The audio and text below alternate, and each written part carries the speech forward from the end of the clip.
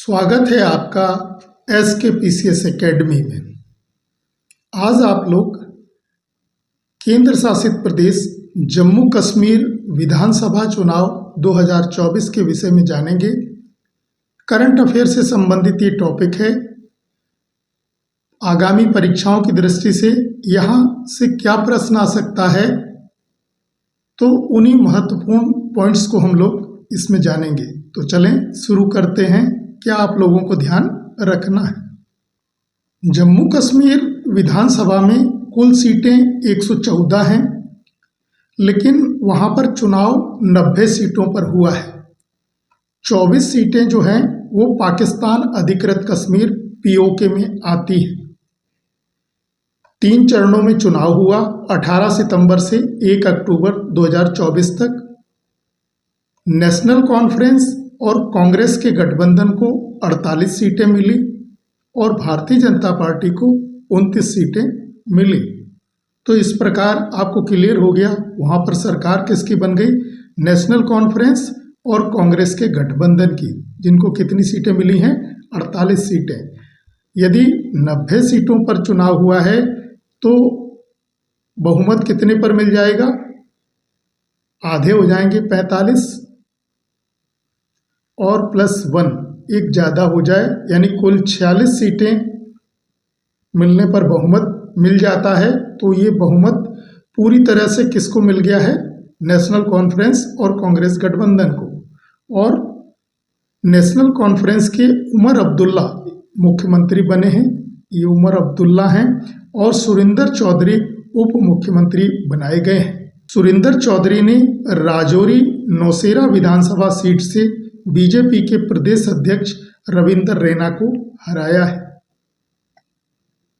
तो आप समझ गए कुल विधानसभा की सीटें 114, चुनाव कितने पर हुआ, 90 पर, क्योंकि 24 सीटें POK के अंतर्गत आती हैं, पाक ऑक्युपाइड कश्मीर के अंतर्गत आ रही हैं, इसलिए 90 सीटों पर चुनाव हुआ और सरकार बन गई नेशनल कॉन्फ्रेंस की। जम्मू कश्मीर का क्षेत्रफल ध्यान रखिएगा, ये जम्मू कश्मीर है और ये लद्दाख है। क्षेत्रफल कितना है जम्मू कश्मीर का, 42,241 वर्ग किलोमीटर।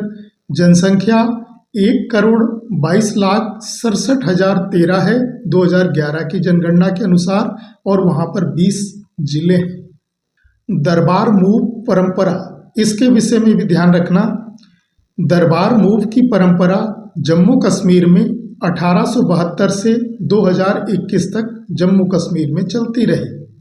इसके तहत सर्दियों के 6 महीने में सरकारी दफ्तर श्रीनगर से जम्मू आ जाता है और गर्मियों में वापस श्रीनगर चला जाता है। यही दरबार मूव की परंपरा है। दरबार मूव की इस पुरानी परंपरा को उपराज्यपाल मनोज सिन्हा ने 3 साल पहले यह कहकर खत्म कर दिया था कि हर साल सामान शिफ्टिंग में करीब 130 करोड़ रुपए का खर्चा आता है। अतः उन्होंने जो है इस प्रथा को बंद कर दिया था। राजा महाराजाओं द्वारा शुरू किए गए दरबार मूव को खत्म करने पर वहाँ की जनता BJP से भी नाराज है। तो जो नेशनल कॉन्फ्रेंस के लीडर इस समय उमर अब्दुल्ला जो वहाँ के मुख्यमंत्री बने हैं, उन्होंने भी अपने चुनावी घोषणा पत्र में कहा था कि दरबार मूव की परंपरा पुनः शुरू की जाएगी। तो देखना है कि ये परंपरा पुनः चालू हो पाती है या नहीं हो पाती है, ये समय बताएगा। तो आप लोग ध्यान रखेंगे, कभी प्रश्न आता है कि दरबार मूव की परंपरा कहाँ पर है, तो जम्मू कश्मीर में है। जम्मू कश्मीर का इतिहास भी जान लेते हैं। कुछ बातें ध्यान रखिएगा आप लोग। राजतरंगिणी ये लिखी है कल्हण ने, लेखक कौन है इसके, कल्हण। और नीलमत पुराण से पता चलता है कि कश्मीर की घाटी कभी बड़ी झील हुआ करती थी। कश्यप ऋषि ने यहाँ से पानी निकाल लिया और इसे मनोरम स्थल में बदल दिया, किंतु भूगर्भ शास्त्रियों का कहना है कि भूगर्भीय परिवर्तनों के कारण पहाड़ों के धंसने से झील का पानी बाहर या बहकर निकल गया। बहकर निकल गया और यह मनोरम स्थल बन गया। मौर्य सम्राट अशोक ने यहाँ श्रीनगर बसाया और बौद्ध धर्म का प्रसार किया। 6ठी शताब्दी में कश्मीर पर हुर्णों का अधिकार हो गया। हुर्ण आतताई थे तो 6ठी शताब्दी में इनका अधिकार हो गया। 530 ईस्वी में घाटी फिर स्वतंत्र हो गई। कश्मीर के हिंदू राजाओं में ललितादित्य मुक्तापीड़ सबसे प्रसिद्ध थे। कश्मीर में इस्लाम का आगमन 13वीं और 14वीं शताब्दी में हुआ।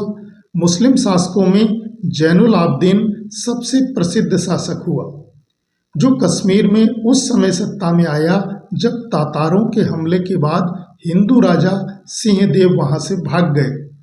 बाद में चक राजाओं ने भी जैनुल आबदीन के पुत्र हैदर शाह की सेना को खदेड़ दिया और 1586 तक कश्मीर पर राज किया। 1586 में अकबर ने कश्मीर को जीता।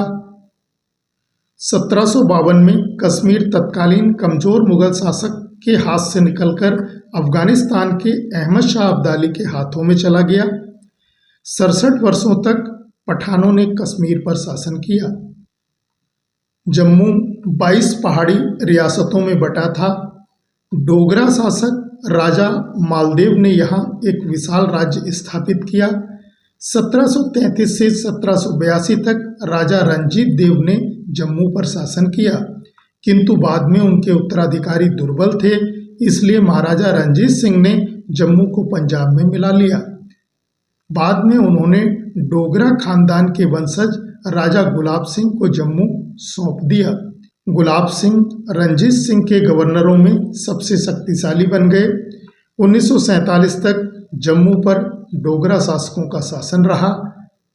इसके बाद महाराजा हरि सिंह ने 26 अक्टूबर 1947 को इसे भारतीय संघ में विलय कर दिया। तो ये जम्मू कश्मीर का संक्षिप्त इतिहास है, इसको भी आप लोग ध्यान रखना।